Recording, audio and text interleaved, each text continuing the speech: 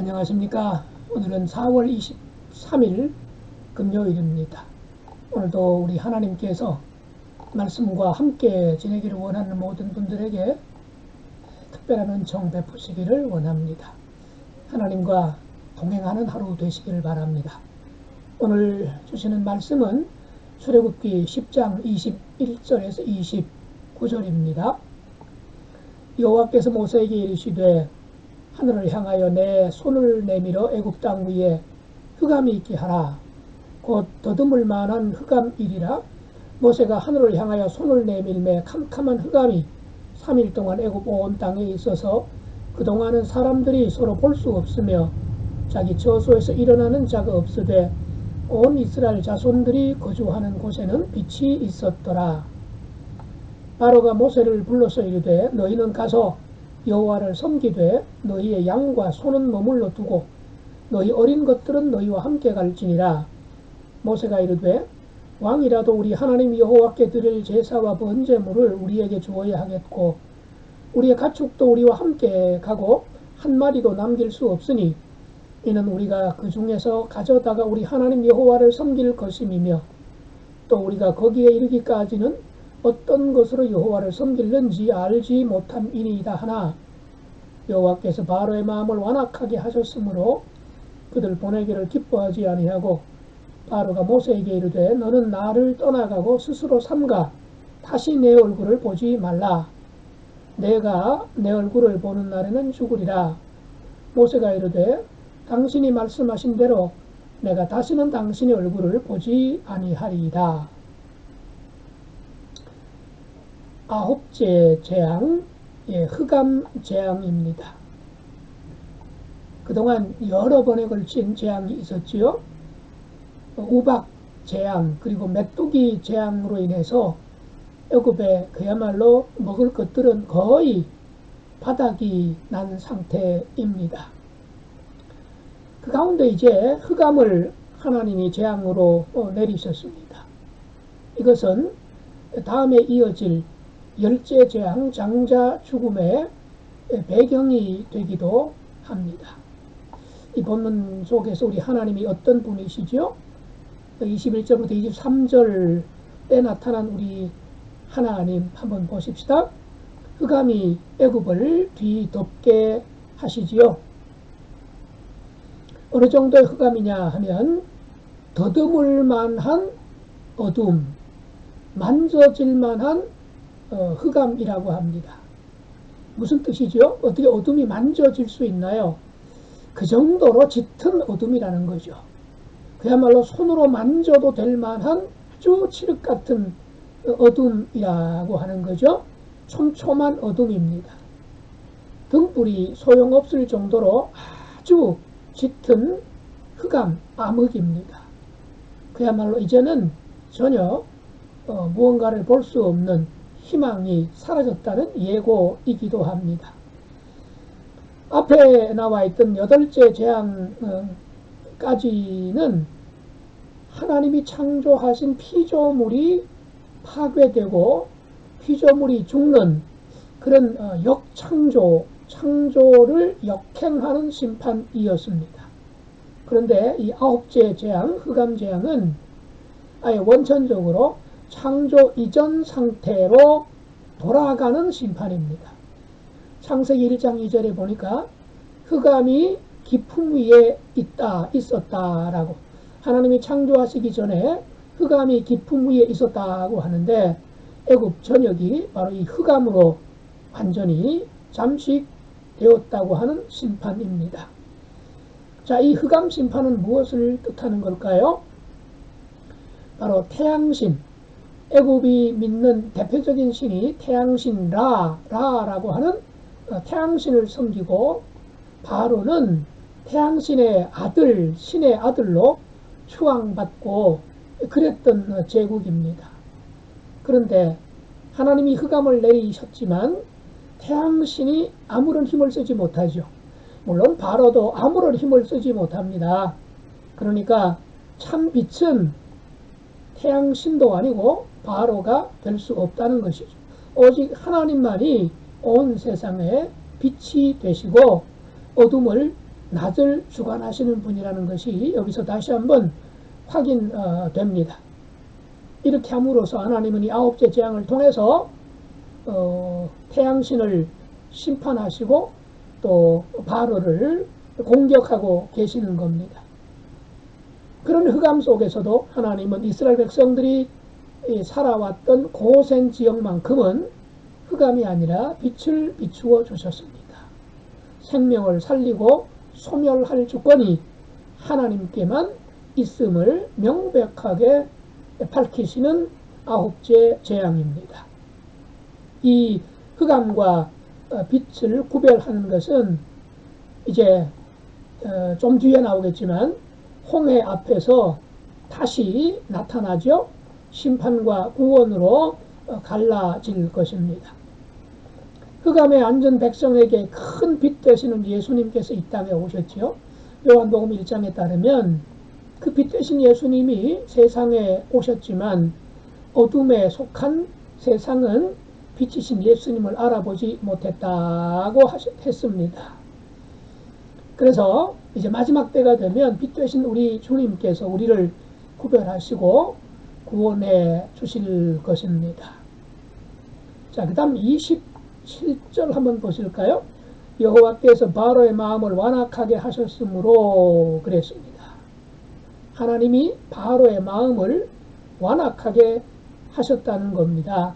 무슨 의미죠? 회개하지 않는 세상의 완악함을 보시고도 당장 심판을 내리지 않고 하나님은 기다리시고 참으시고 그리고 심판을 유보하실 때가 있습니다. 이때 우리가 오해하면 안 되겠죠. 하나님이 방관하시는구나, 관심이 없으시구나, 아니면 하나님이 무능하시구나, 이렇게 오해해서는 안 될 것입니다. 오늘날도 거짓이 진실을 이기는 것처럼 보이는 것들이 상당히 많이 있습니다.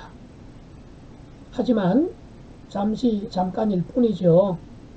하나님이 최후의 경배를 받으실 분이라고 하는 것, 이제 몇 구절만 읽어가다 보면 다음에 명백하게 드러날 것입니다.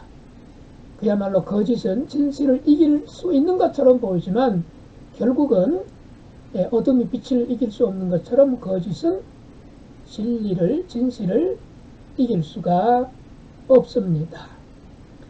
자, 오늘 우리에게 주시는 교훈은 어떤 것이 있겠습니까?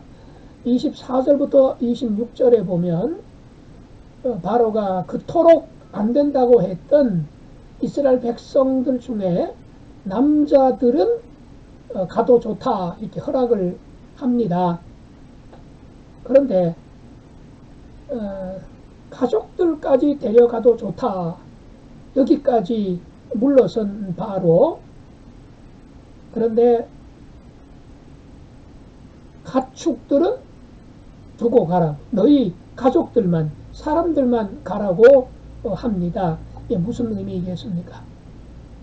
하나님께 제사 드리고 하나님을 예배하러 가야 되겠다라고 줄기차게 요구했었는데 사람들만 가고 가축은 두고 가라는 거죠. 예배하자면, 제사 드리자면 제물이 필요하다는 것 바로가 뻔히 잘 알면서도 가축은 안 된다고 그렇게 또다시 약속을 저버리고 있습니다. 왜 그랬을까요? 가축이 있어야 되돌아올 수 있다는 거죠. 갔다가도 되돌아올 수 있게 된다는 것입니다. 영원히 보내고 싶지는 않다는 거죠. 잠깐 다녀오라는 이야기입니다. 아울러 이런저런 재앙으로 애굽의 모든 가축들은 다 죽어나가지 않았습니까? 살아있는 이스라엘 백성들의 가축을 빼앗으려고 하는 속셈도 숨어 있는 듯 합니다. 하지만 모세의 이 제안을 수용할 수 없죠. 거부할 수밖에 없습니다. 왜 그렇습니까? 근본적인 이유입니다. 그냥 재산에 대한 문제 이전에 근본적인 이유가 따로 있습니다. 바로 출애굽의 목적이 뭡니까? 정치 사회적인 해방도 목적이긴 합니다만 가장 근본적인 목적은 무엇입니까? 하나님께 제사 드리기 위하여, 하나님께 예배 드리기 위한 것입니다. 예배 드리자면, 제사하자면 가축이 꼭 필요하기 때문입니다. 마지막 28절부터 29절에 보면 아무것도 볼 수 없는 캄캄한 흑암에 처한 애굽, 그리고 바로가 모세에게 뭐라고 합니까? 28절, 바로가 모세에게 이르되 너는 나를 떠나가고 스스로 삼가 다시 내 얼굴을 보지 말라 그럽니다. 마치 자기에게 주도권이 있는 것처럼 다시 내 얼굴을 보지 마라, 내 얼굴 볼 생각하지 말아라, 이렇게 말하고 있습니다. 이거 정말 거꾸로 돼도 한참 거꾸로 되지 않았습니까? 그야말로 바로는 더 이상 모세를 볼 수가 없게 됩니다.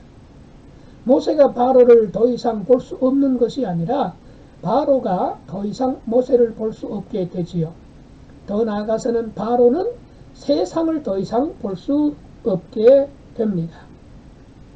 바로 이렇게 말함으로써 바로는 그토록 하나님께서 유보하시고 또 기회를 주셨음에도 불구하고 더 이상 하나님께로 돌아올 수 있는 기회를 차버리고 말았습니다. 영원히 회개할 수 있는 기회를 놓쳐버리고 말았습니다. 무엇을 말하는 거죠? 무엇이든지 내가 원하는 대로 다 할 수 있는 것처럼 생각하고 내 마음대로 내 뜻대로 다 할 수 있다라고 생각하는 것은 사실은 가장 큰 불행이죠. 하나님의 큰 심판을 자초하는 재앙의 지름길을 선택하는 것입니다. 자, 에덴 동산 여러분 잘 아시지요? 하나님께서 아담 하와에게 동산에 있는 모든 것들을 다 너희 자유로 얻을 수 있지만, 먹을 수 있지만 동산 중앙에 있는 그 열매는 먹지 말아라 말씀하셨습니다. 왜 그렇죠? 모든 것을 인간의 생각, 마음대로 다 할 수 있는 것, 좋을 것 같지만, 그게 기쁠 것 같지만 사실은 그게 불행의 출발이고 또 하나님을 떠나게 되는 단초가 되는 거지요. 우리가 살면서 때로는 내 마음대로 안 되는 것이 있습니다. 내 생각대로 못하는 것이 있습니다. 좀 아쉽기도 하고 또 불편한 점도 있겠습니다만은 조금 더 떨어져서 보게 되면, 조금 길게 생각해 보면 내 생각대로 다 할 수 없는 것, 내 마음대로 다 움직여지지 않는 것, 이게 참 은혜 아닐까요? 그것 때문에 우리가 하나님을 찾게 되고 또 교만하지 않도록 하나님께서 그런 것들을 통해서 우리 인생의 브레이크를 밟아주신 것 아니겠습니까? 오늘도 여러분, 내 뜻대로 내 생각대로 되지 않는 것, 그것 때문에 불평하고 짜증내고 원망하는 것보다는 하나님을 찾고, 하나님, 그래서 하나님이 필요합니다, 이렇게 하면서 하나님과 함께 살아가는 귀한 하루 되시기를 주님의 이름으로 축복합니다. 기도하겠습니다.